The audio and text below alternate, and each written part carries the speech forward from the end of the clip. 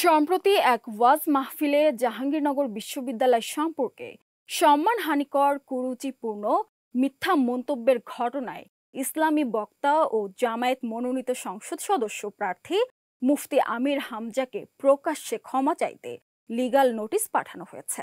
৪৮ ঘন্টার মধ্যে ক্ষমা না চাইলে মুফতি আমির হামজার বিরুদ্ধে ফৌজদারি ও ক্ষতিপূরণ আদায়ে দেওয়ানি আদালতে আইনি ব্যবস্থা নেওয়ার কথা বলা হয়েছে নোটিশে। মঙ্গলবার জাহাঙ্গীরনগর বিশ্ববিদ্যালয়ের সিনেট সদস্য ও সাবেক শিক্ষার্থী সুপ্রিম কোর্টের আইনজীবী ব্যারিস্টার শিহাবুদ্দিন খান এই নোটিশ পাঠিয়েছেন।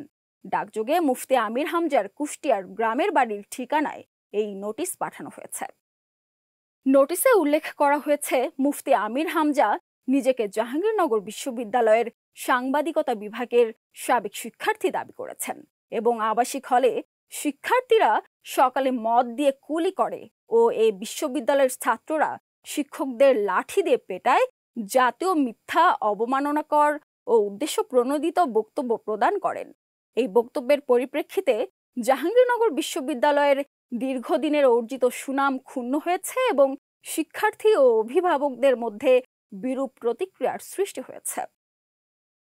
আরও সংবাদ পেতে চোখ রাখুন প্রতিদিনের বাংলাদেশের ওয়েবসাইট, ফেসবুক পেজ ও ইউটিউব চ্যানেলে। এতক্ষণ সঙ্গে থাকার জন্য ধন্যবাদ।